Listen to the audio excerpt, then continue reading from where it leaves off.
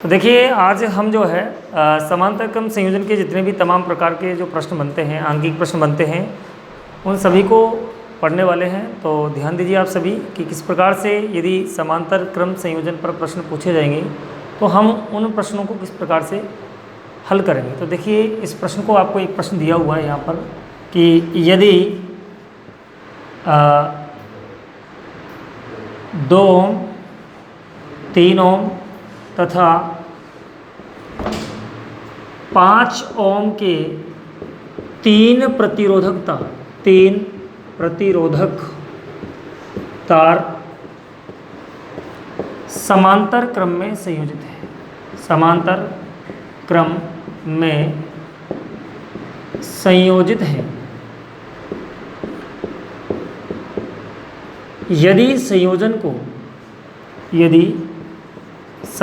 को 12 वोल्ट के विद्युत स्रोत से जोड़ा गया है, विद्युत स्रोत से जोड़ दिया जाता है या जोड़ा गया है जोड़ दिया जाता है, तो गणना कीजिए या ज्ञात कीजिए, एक ही बात है, क्या क्या आपसे ज्ञात करवाने जा रहा है। पहला सवाल आपसे यहाँ से पूछा गया है, परिपथ का तुल्य प्रतिरोध। तुल्य का मतलब होता है कुल, तो ये आपसे पूछा गया है। दूसरा पूछा गया है कि परिपथ में प्रवाहित विद्युत धारा का मान आपसे पूछा गया है।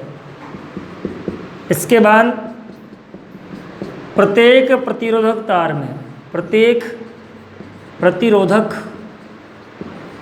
तार में विभवांतर का मान आपको ज्ञात करना है। तो ये 3 प्रश्न आपको इसमें दिए हुए हैं। किस प्रकार से इनको हल किया जाएगा तो थोड़ा सा आपको देखना है, ठीक है। सबसे पहले आप एक डायग्राम बनाएंगे। 3 प्रतिरोध तार आपको दिए गए हैं, तो इन तीनों को आपको सबसे पहले किस क्रम में दिए गए हैं, तो हमने कहा कि समांतर क्रम में। ये चीज़ को ध्यान रखना है। तो इनको समांतर क्रम में हम जोड़ लेंगे। तो देखिए हमने यहाँ पर क्या किया है कि हमने जो है इन्हें समांतर क्रम में जोड़ लिया है, बिल्कुल इस तरह से। 2 बिंदु हमने यहाँ पर लगा दिए हैं, एक का नाम ए दे दिया, एक का नाम बी दे दिया। इसके बाद इसकी बैटरी का जो है संयोजन हमने देखा है कि 12 वोल्ट की बैटरी जो है यहाँ पर हमने जोड़ी है। कुंजी लगा करके परिपथ को हमने पूरा कर दिया है। अब करना है, धारा प्लस से माइनस की तरफ बहती है तो आधा नंबर इसका मिलता है, तो हमने ये लिख दिया है, ठीक है। अब क्या करना है आपको कि यहाँ पर 2 ओम दिया है, यहाँ पर जो है आपको 3 ओम दिया है, यहाँ पर आपको 5 ओम दिया है। ये आपको इसमें धारा I1 बहेगी, इसमें नहीं बहेगी इसमें,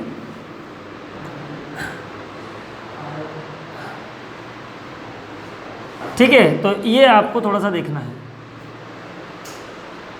अब इसमें एक प्रश्न आपको कन्फ्यूजन जो दिया है, कन्फ्यूज है प्रश्न। परिपथ में प्रवाहित विद्युत धारा का मान, कुल धारा का मान आपसे पूछा है, प्रत्येक प्रतिरोध में धारा का मान नहीं पूछा है। नहीं तो आपको पता है यहाँ प्रश्न उल्टा हो जाता और प्रश्न आपसे पूछा जाता कि प्रत्येक प्रतिरोध में विद्युत धारा का मान ज्ञात कीजिए, ठीक है।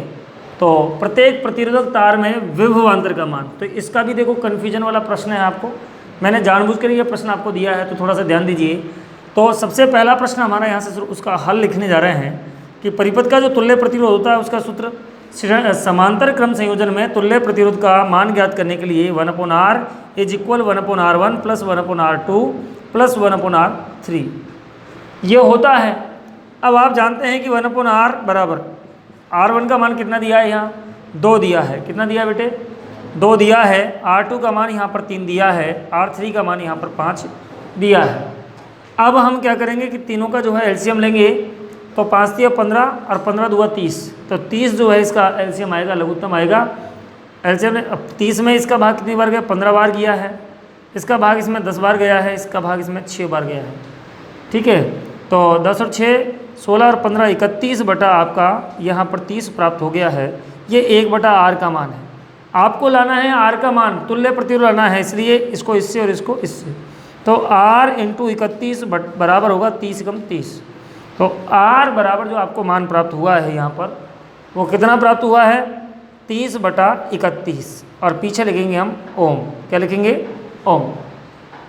ठीक है। दूसरा प्रश्न आपसे यहाँ से पूछा गया था, परिपथ में प्रवाहित विद्युत धारा का मान। तो यहाँ आप क्या करोगे, ओम के नियम लगाओगे। तो ओम के नियम से, अब ओम का नियम आपका क्या कहता है, देखिए ये R1 का मान आपको दिया है, या R2 का मान दिया है, या R3 का मान दिया है, ये तो इसमें दिया है आपको, V का मान यहाँ दे ही रखा है। तो ओम का नियम होता है, चूंकि V बराबर RI होता है, तो आपको I का मान ज्ञात करना है, तो क्या होगा, V/R हो जाएगा। V का मान चूंकि यहाँ 12 है, R का मान आपको दिया है यहाँ 30/31, तो कितना हो जाएगा, 31/30। संख्या पलट जाएगी, 6 दूआ 12, 6 पंजे 30, और 31 दूआ 62 होते हैं, 62 बटा हो गया आपका 5, तो 12 पंजे 60.4, 12.4 एम्पियर। आई का मान क्या होगा, एम्पियर इसकी इकाई होती है, तो 12.4 जो है ये आपको प्राप्त हो गया है। 62 बटा जो है, सॉरी 62 क्या, हाँ 62 बटा आपका 5 प्राप्त हुआ था। 12 पंजे 60, बचे 2 दशमलव लगाती 20 होगा, तो 4 पंजे 20। ठीक है, तो ये आपको मान आपको आ गया है। तीसरा प्रश्न आपसे यहाँ से पूछा गया था कि प्रत्येक प्रतिरोध तार में विभवांतर का मान। अब ये प्रश्न आपके मन मस्तिष्क के ऊपर आधारित है कि अभी तक आपने जो पढ़ा था उस पढ़े हुए का आपको कितना लर्न है, कितना आपको याद है, कितना आपके दिमाग में उस कॉन्सेप्ट को बिठाया गया है। तो आप जानते हैं कि समांतर क्रम संयोजन में प्रत्येक प्रतिरोधक तार में विद्युत धारा का मान अलग अलग होता है, जबकि विभवांतर का मान कैसा होता है, समान होता है। तो चाहे वो R1 प्रतिरोध हो, चाहे वो R2 हो, चाहे वो R3 हो, तीनों प्रतिरोध तार में विभवांतर का मान कैसा होता है, समान होगा, अर्थात 12 वोल्ट ही होगा। कितना होगा, 12 वोल्ट होगा। तो यहाँ हम लिख देंगे, क्योंकि समांतर क्रम संयोजन में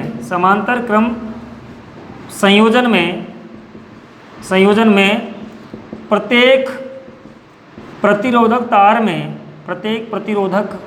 तार में विभवांतर का मान समान होता है, इसीलिए 2 ओम, 3 ओम तथा 5 ओम प्रतिरोध में या प्रतिरोधक में विभवांतर का मान 12 वोल्ट ही होगा। कितना होगा, 12 वोल्ट ही होगा। क्यों होगा, क्योंकि मैंने आपको इसका कारण बता दिया है। तो इस प्रश्न को दिमाग से करना था, तो मैं समझता हूँ कि आपको ये आ गया होगा। तो सबसे पहले आप डायग्राम बनाएंगे, फिर यहाँ से शुरू करेंगे। सेकंड नंबर का यहाँ है और थर्ड नंबर का आपका आंसर यहाँ पर है। ठीक है, तो ये बड़ा 6 नंबर का प्रश्न हमारा बना हुआ है। आप इसको जो है स्क्रीनशॉट लेके भी लिख सकते हैं, आप चाहें तो इसको उतार सकते हैं। 2 सेकंड या 3 सेकंड या 5 सेकंड जो है, इतना सा समय ले लीजिए आप। और इसके बाद जो है मैं नए प्रश्न को हल कराने जा रहा हूँ, तो थोड़ा सा ध्यान देने की आवश्यकता है।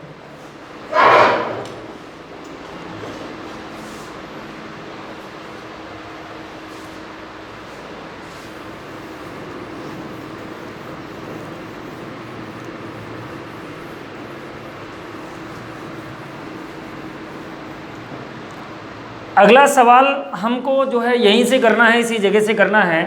किस प्रकार से प्रश्न आएगा कि निम्न, एक मिनट, इस तरह से पहले तो इसका डायग्राम देगा वो आपको, इस तरह से डायग्राम दिया हुआ है आपको ये, तो ये आपको डायग्राम दे दिया है। और आपको यहाँ पर इस तरह से डायग्राम में यहाँ पर एक बैटरी जोड़ दी गई है, यहाँ पर एक कुंजी लगा दी गई है, और ये डायग्राम आपको दिया हुआ है, एग्जाम के अंदर देगा अगर इस तरह का आता है तो। ये R1, R2 और R3 का मान भी आपको दिया हुआ है। यहाँ 5 ओम है, यहाँ 10 ओम है, और यहाँ 15 ओम है। ठीक है, यहाँ पर जो मान दिया है आपको 60 वोल्ट दिया है। तो लिखे, इसमें आ रहा है प्रश्न की उपरोक्त परिपथ में प्रवाहित विद्युत धारा का मान ज्ञात कीजिए। किसका मान करना, विद्युत धारा का मान ज्ञात कीजिए। तो एक तो आपको ये करना है, दूसरा करना है प्रत्येक प्रतिरोधक तार में विद्युत धारा का मान ज्ञात करना है। विद्युत धारा का मान ज्ञात कीजिए। दोनों ही प्रश्न इसमें पूछे गए हैं विद्युत धारा के द्वारा या उसके मार्फत इन प्रश्नों को पूछा गया है, तो थोड़ा सा ध्यान देना है भाई आपको, है ना। कुछ नहीं है, बहुत सिंपल है। और मैं जो है इस प्रश्न को हल करने जा रहा हूँ, थोड़ा सा ध्यान दीजिए आप सभी। बहुत सीधा है, नीचे का आपको कर लिया होगा आपने, और यदि आपका नीचे का हो गया हो तो मैं ऊपर वाला जो प्रश्न है उसको सोल्व कराने का प्रयास कर रहा हूँ। इस तरह के प्रश्न आजकल ज़्यादा आने लग गए हैं, तो थोड़ा सा ध्यान दीजिए आप सभी। हमारा प्रयास बढ़िया होगा यहाँ से। मिक्स प्रकार के प्रश्न भी आपके बनते हैं, किस प्रकार से वो प्रश्न बनेंगे उन प्रश्नों का भी मैं पूरा प्रयास करूँगा कि ऐसे प्रश्न भी आपके हल करें हम। तो ये आपका पहला, दूसरा तो शायद हो गया था, ये चित्र आपका हो गया था यहाँ से। और हम जो है इस प्रश्न को हल करेंगे यहाँ से। तो प्रश्न देख लीजिए, बहुत सीधा है। अब प्रश्न किस प्रकार का है, तो यहाँ पर मित्रों एक बात तो तय है, आपको जो प्रश्न यहाँ पर दिया है, ठीक है, ये आपको जो प्रश्न दिया है कि प्रवाहित विद्युत धारा का मान। अब आप जानते हैं कि विद्युत धारा का मान तब तक ज्ञात नहीं किया जा सकता जब तक इसका तुल्य प्रतिरोध का मान न निकाला जाए। तो इसमें पहला मान निकालने के लिए हम क्या करेंगे, तुल्य प्रतिरोध का मान ज्ञात करेंगे। तुल्य प्रतिरोध का जो सूत्र होता है समांतर क्रम में, तो 1/r equal 1/r1 plus 1/r2 plus 1/r3 होता है।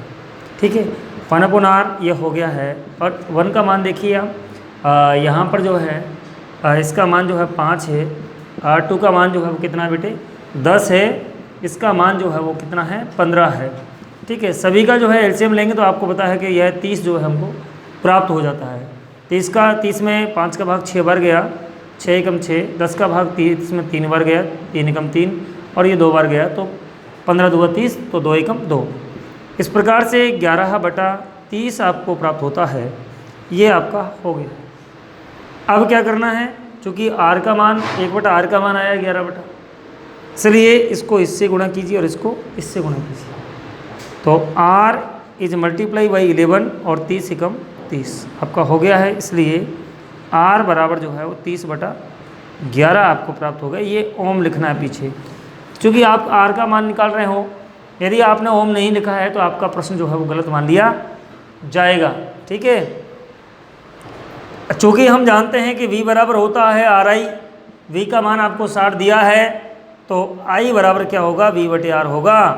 V का मान आपको 60 दिया है और R का जो मान है वो 30/11 है। चूँकि बटे के नीचे बटा है, इसलिए कितना जाएगा, उल्टा हो जाएगा, 11/30 हो जाएगा।